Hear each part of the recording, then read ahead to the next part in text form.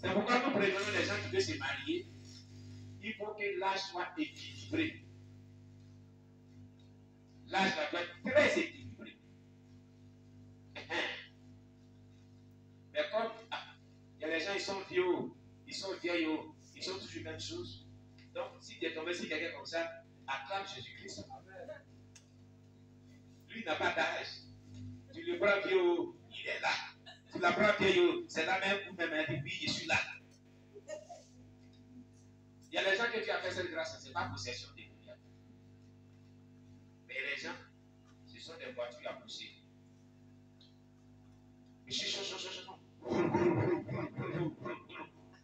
Et puis, moteur éteint. Il faut réactiver le moteur pour pousser. Donc, comme dans ça, on n'est pas pour pousser, il y a ceux qui ont poussé. Acclamez le Seigneur Jésus. Oui, il y a ceux qui ont poussé, il n'y a pas quelqu'un. Oh, pour pousser une voiture, c'est même cette personne qui pousse. Venez m'aider à pousser. Mais là, qui va venir t'aider? Ah, tu vas pousser. Allez, toi-même, tu as voulu. Comprenez notre sage conseil. Alléluia! Je dis Alléluia!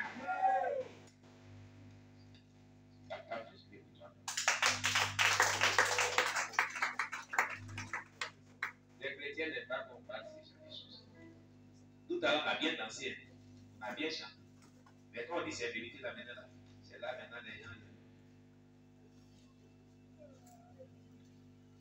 Je dis la message. Quel oui! Ce sont des réalités qui évitent par des personnes. Ce sont des réalités. C'est dans la Bible. Ah. Pourquoi Sarah a dit? Sarah a commencé à rire. Quand là j'ai envoyé le message qu'elle allait inventer. Sarah a ri. Elle n'a pas ri. Hein? Et puis elle a ajouté quoi? Qu'elle a ri la petite parole. Hein? Ce n'est pas de ça ici dans la Bible. Ce n'est pas dans la Bible. Attendez, ce n'est pas de ça ici dans la Bible. Mon Seigneur Abraham l'a dit ici. C'est là qu'on va avoir des désirs encore. C'est pas de ça ici dans les Bible. C'est bibliquement prouvé. Où est le problème? Acclamez Jésus-Christ.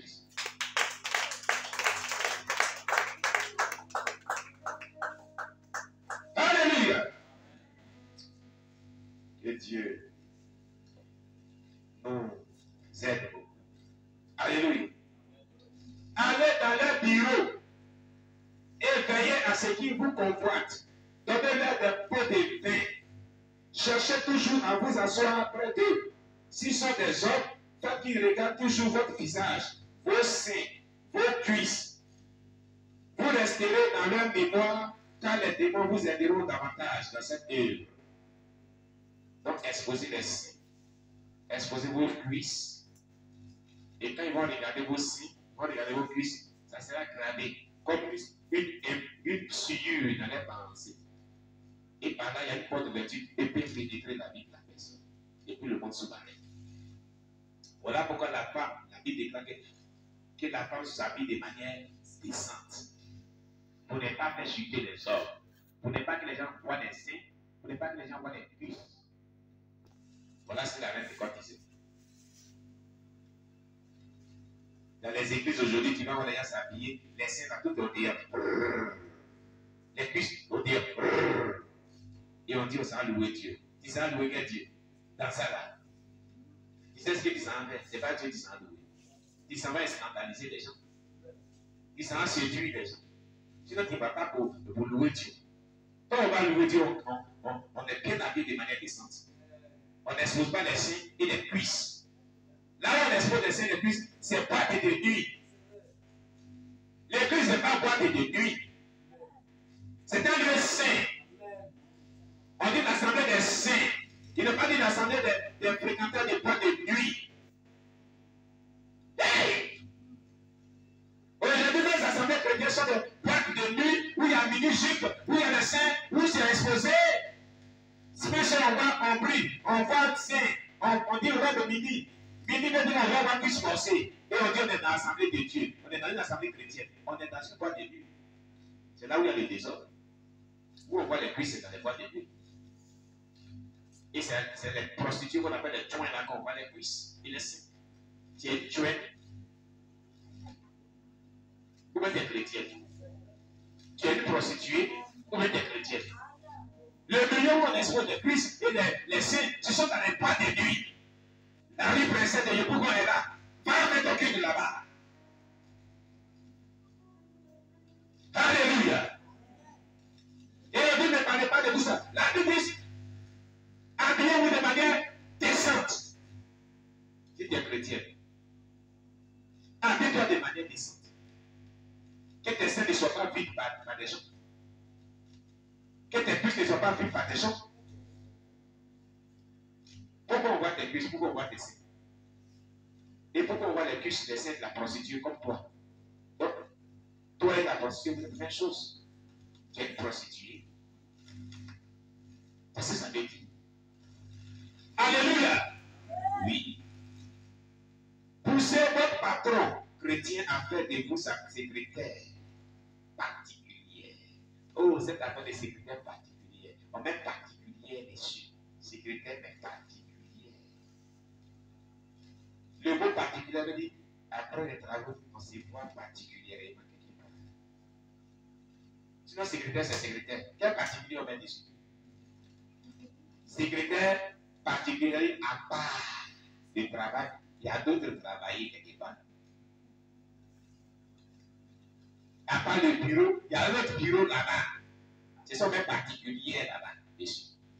Sinon, un secrétaire, c'est un secrétaire. Particulier, ça veut dire quoi? Tu es spécial. Tu es différent des autres. C'est pas même diplôme de secrétariat qu'ils ont passé. Les autres, tu es particulier, pourquoi? Tu es à part, pourquoi? Tu es spécial, pourquoi? C'est pas même l'école là que ton cours fait, puis ils ont eu le diplôme de secrétaire. Toi, ton diplôme est différent des autres. Secrétaire particulier.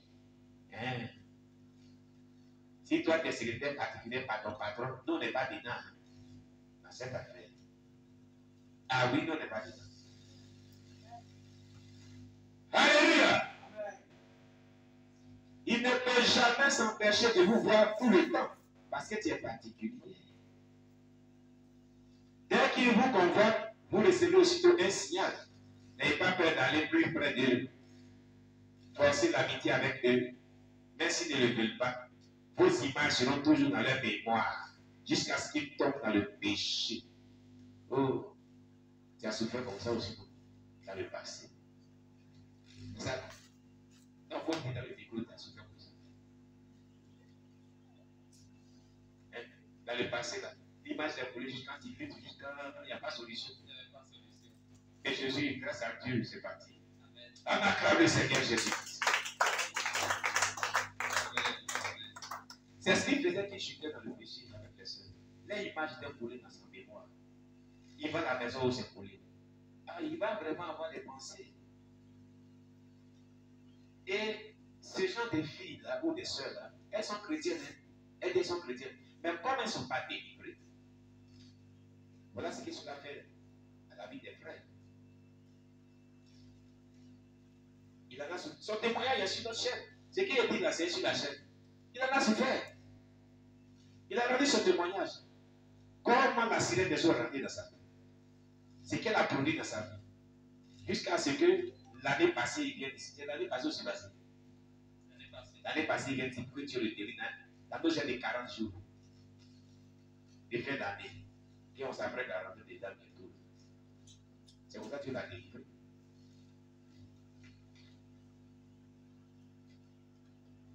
Vous m'amenez.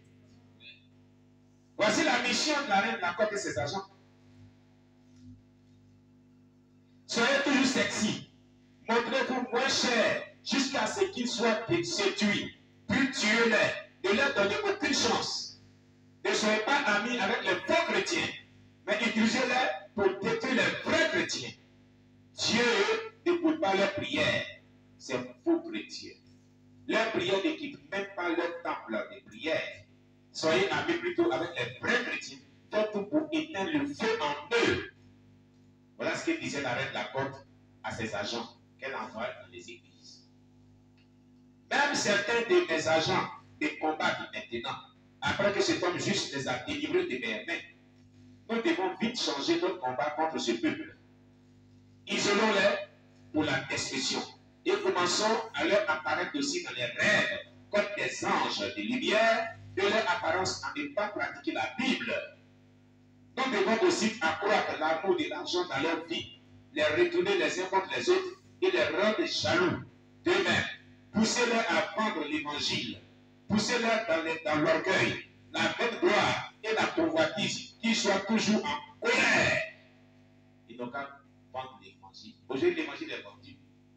Voilà. Ceux qui vendent l'évangile, c'est la reine d'abord qui les pousse à vendre l'évangile. L'évangile est vendu, là, voilà. Ceux qui vendent l'évangile sont influencés par des démons, manipulés par des démons. Tu comprends? Manipulés et influencés par des démons. Donc, ce sont des personnes manipulées. Ils mettent huile d'olive dans une petite bouteille. Il y a pour 50 000, 100 000, 25 000, 300 000, 500 000. Huile de bonheur. Puis, donc, on appelle huile de bonheur. Hein? C'est écrit où dans la Bible? Hein? Huile. C'est pour quand tu ne fais pas enfant. Tu fais enfant, c'est ça, Bible. Voilà. C'est consacré pour ça. Hein? Les gens utilisent, il n'y a rien. Il n'y a pas enfant. Hein? Ils vendent l'évangile. De l'eau qui est dans la bouteille, ça vaut 50 000. Oh, ici à Kanoua. Une église de Kanoua de la place. Balai qui coûte 250. Elle peut vendre 50 000 francs. Balai, au marché balai, des 250 000, 300 francs là. On a vendu ça dans cette ville, dans une assemblée chrétienne. Une assemblée dite chrétienne, à 50 000 francs. Balai prophétique pour balayer les sorciers, les démons de ta maison. 50 000 francs. Eh Jésus! Eh Jésus! Balai, compté au marché. 250 francs là. Ils ont vendu ça à 50 000 francs. Les gens sont tellement ignorants, ils ont payé. Escroquerie notoire. L'évangile est vendu. À cause d'une prière qu'on a fait si mal. Tu as prié, on dit ça a chassé tous les démons.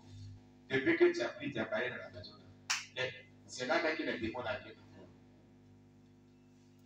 Il a bouffé 5 000 cadeau. Mon frère, si tu as besoin d'argent, bien aimé, tu peux me donner 5 000 francs. Il y a besoin de ça. Il ne faut pas mentir sur l'évangile pour aller escroquer 5 000 francs aux gens. Balai. Quelqu'un disait comme ça, la personne a dit, mais bien pour toi, il vient de livrer. Ce pasteur-là, il est même dans cette ville. Quand le mois finit comme ça, le mois est en train de dire, aujourd'hui, le combien par exemple? Hein? C'est là qu'il fait des problèmes des pasteurs. Ils sont bizarres. Et des mauvais. Mon loyer coûte tant. Il y a telle charge. Quand on fait le travail, comment ça coûte?